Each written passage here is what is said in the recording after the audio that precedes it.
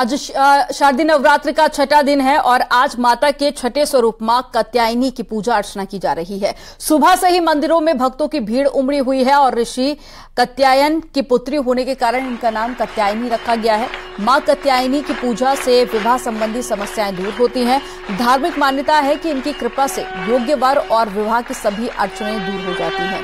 ये ब्रज मंडल की अधिशास्त्री देवी है और मां कात्यायनी सफलता और यश का प्रतीक है। भगवान कृष्ण को पाने के लिए ब्रज की गोपियों ने इन्हीं की पूजा कालिंदी नदी के तट पर की थी और ये ब्रज मंडल की अधिष्ठात्री देवी के रूप में प्रतिष्ठित है।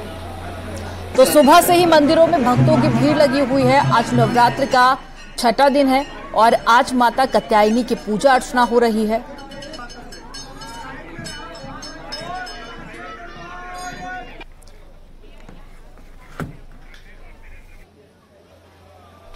और अमेठी से पप्पू पांडे जुड़ गए हैं, साथ ही वीरेंद्र बिष्ट भी हमारे साथ में जुड़ गए हैं। सबसे पहले पप्पू पांडे मैं आप ही के पास में आऊंगी। अमेठी की तस्वीरें आप दिखाइए। नवरात्र का छठा दिन है आज और किस तरह से पूजा अर्चना करके मां को प्रसन्न कर रहे हैं लोग। जी बिल्कुल, आपको बता दूं आज मां कात्यायनी का दिन है। ये सफलता और यश की देवी हैं। लोग इनकी पूजा अर्चना करने के लिए अमेठी के मां कालिकन धाम एक सिद्धपीठ मंदिर है, यहाँ हजारों की संख्या में लोग पहुंच रहे हैं और मां की उपासना कर रहे हैं और अपने मुरादें जो है मां से मांग रहे हैं। हमारे साथ मंदिर के पीठाधीश्वर हैं श्री महाराज जी, इनसे जानने की कोशिश करते हैं कि आखिर किस तरीके का सैलाब मां के दर्शन के लिए उमड़ रहा है। बिल्कुल, तो ये देखिए तस्वीरें आपको सुबह से ही बड़ी संख्या में भक्त यहाँ पर पहुंच रहे हैं। तस्वीरें आपको अमेठी से दिखा रहे हैं और साथ ही वीरेंद्र बिष्ट भी हमारे साथ में जुड़े हुए हैं। वीरेंद्र का रुख कर लेते हैं। वीरेंद्र, आप इस वक्त कौन से मंदिर में मौजूद है, क्या मान्यता उस मंदिर की वो तो बताइएगा। साथ ही अभी तस्वीरें आप दिखाइए किस तरह से भक्तों में आस्था का सैलाब देखा जा रहा है, क्योंकि अब आज नवरात्र का छठा दिन है और सिर्फ 3 दिन बाकी, जिसके बाद में नवरात्र पूरी हो जाएंगी। तो किस तरह से लोग मां को प्रसन्न कर रहे हैं? वाकई देखा जाए तो मैं नैनीताल की जो नैना देवी है उस मंदिर में खड़ा हूं और 51 शक्तिपीठों में ये शुमार है। यहाँ पर मान्यता है कि जो मां सती थी उसकी बाईं आंख गिरी थी और उसी के नयन रूप में यहाँ पर पूजा की जाती है। जिस तरह से नवरात्र शुरू हुआ था, मैं दिखाना चाहूंगा कि जिस तरह से नवरात्र शुरू हुआ था, जो लोग थे वो लगातार यहाँ मां के दर्शनों के लिए आ रहे थे और मां नैना का ये दरबार है। अभी मंदिर थोड़ा देर पहले खुला है और उसके बाद अब धीरे धीरे जो लोग हैं वो आने शुरू हो गए हैं। मां कात्यायनी के रूप की आज पूजा की जा रही है और कहा जाता है मां को लाल रंग काफी पसंद है और आज के दिन जो गुलाब मां के चरणों में अर्पित करता है उसकी मनोकामना हमेशा पूर्ण होती है। जो मंदिर यहाँ पर जो पुजारी हैं उनसे हम बातचीत कराना चाहेंगे। सर, किस तरह की मान्यताएं हैं और आज किस रूप में पूजा हो रही है? यहाँ आज जो पूजा जो हो रही है कात्यायनी देवी के रूप में पूजा की जाती है।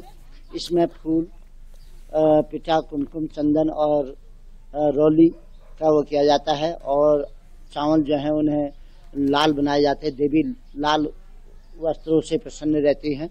इससे जो इसे पूजा करता है उसका दुख, दारिद्र, कष्ट सब दूर होते हैं कात्यायनी देवी से। क्या क्या महत्व है नैना देवी का? ये शक्तिपीठों में मानी जाती है। जिस समय शिव शंकर भगवान पार्वती जी को ले जा रहे थे तो उनकी जो है यहाँ पर नेत्र गिरी है। नेत्र के ही रूप से इन्हें माना जाता है और नैनीताल में इसी के नाम से नैनीताल पड़ा है। नैना देवी के ही नाम से नैनीताल पड़ा है। कहा जा सकता है कि आप देख सकते हैं कि सुबह से ही इस तरह से लोग जो हैं वो दर्शनों के लिए आ रहे हैं। मां कात्यायनी के रूप में आज जो षष्ठी मनाई जा रही है तो पूजा की जा रही है। खास बात यह है कि आज से जो नैनीताल है इसी मंदिर में जो दुर्गा पूजा है वो शुरू होने जा रहा है और ये कहा जा सकता है जिस तरह से भगवान शिव आकाश मार्ग से अपनी पत्नी को लेके जा रहे थे और उसके बाद इसी स्थान पर देवी की जो आंख है वो गिरी थी, उसके बाद यहाँ नयन रूप में पूजा होती है और जो नैनीताल है उस नैनीताल नाम भी उन्हीं की मां के नाम से पड़ा है और इसकी आकृति जो है वो भी है।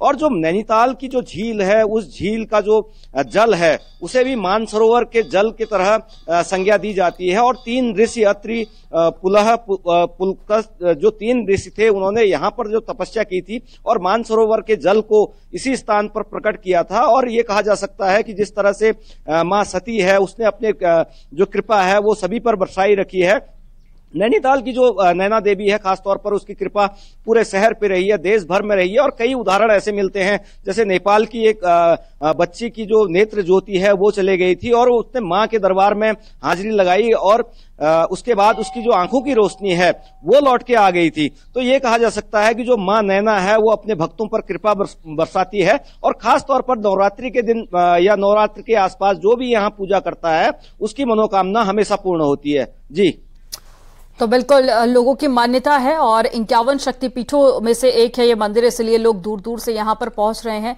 अभी कपाट खुले हैं, जैसा कि वीरेंद्र जानकारी दे रहे थे, और कुछ ही देर बाद में भक्तों के पहुंचने का सिलसिला भी शुरू हो जाएगा। लेकिन वीरेंद्र, अब नवरात्रि की अगर हम बात करें तो ये अंतिम चरण चल रहा है। आज छठा दिन है, जिसके बाद में कल सप्तमी रहेगी। तो ऐसे में हवन यज्ञ भी मंदिरों में शुरू हो जाते हैं। तो आगे किस तरह से कुछ खास भी कार्यक्रम रहेगा नैना देवी मंदिर में? देखिए, जिस तरह से नवरात्र शुरू हुआ था तो लगातार यहाँ पर भीड़ एकदम आई थी और जो पहला, दूसरा और तीसरा नवरात्र था, खासतौर पर देश भर के जो पर्यटक हैं या स्थानीय लोग हैं उन्होंने दर्शन किए थे। हालांकि सुबह का वक्त है, नैनीताल में ठंडा है, तो इस वजह से अभी थोड़ा लोगों की चहल पहल कम है और अभी कुछ देर बाद 9:30 या 10 बजे के बाद यहाँ पर इस कदर भीड़ होगी, जो टूरिस्ट है वो यहाँ पहुंचेगा। जिस तरह से धार्मिक अनुष्ठानों की बात करी जाए तो आने वाले दिनों में जैसे अभी अष्टमी होनी है, उसके बाद नवमी होनी है, तो उन दिनों पर यहाँ पर धार्मिक अनुष्ठान भी होंगे। और इसके अलावा जो लोग हैं यहाँ पर दर्शनों के लिए आएंगे, जो पंडित जी हैं उनसे मैं खुद ही जानना चाहूंगा कि किस तरह से चीजें आगे होंगी। पंडित जी, अब धार्मिक अनुष्ठान भी होने हैं तो किस तरह होगा? अगर 8 बजे से जो है देवी दुर्गा की पूजा हुई है, यहाँ पर विधि विधान से किया जाएगा, कलश यात्रा निकाली जाएगी और उसमें महिलाएं पूजा करेंगी। क्या महत्व है ये ऋषि सरोवर और नैना झील? ये त्रिसरोवर का महत्व है। 3 ऋषियों ने, अगस्त्य, पुलस्त्य, वैशंपायन ने यहाँ पर अपनी तपस्या से ही इसका निर्माण किया है। इसी जल से, इसमें जो जल है, इस जल से रोग की व्याधि सब दूर होते हैं और इसे लोग यहाँ से अपने ले जाते हैं जल को भर के। भीड़ काफी कम है इस वक्त, अभी सुबह का। इस समय बहुत ठंडा हो रहा है, पाँव में देखो बहुत ठंडे लग रही है, हाथ पाँव में। लोग अब जब धूप आएगी तब भीड़ भाड़ बढ़ेगी इसमें ज्यादा मात्रा में। देख सकते हैं कि किस तरह से जो लोग हैं वो अभी कुछ देर में यहाँ पहुंचना शुरू करेंगे। और इसके अलावा जो आज से खास बात यह है कि यहाँ पर दुर्गा महोत्सव भी शुरू होने जा रहा है और 3 से 4 दिनों तक माँ दुर्गा की पूजा यहाँ होगी। 24 तारीख को डोले का विसर्जन होगा। तो ये कहा जा सकता है कि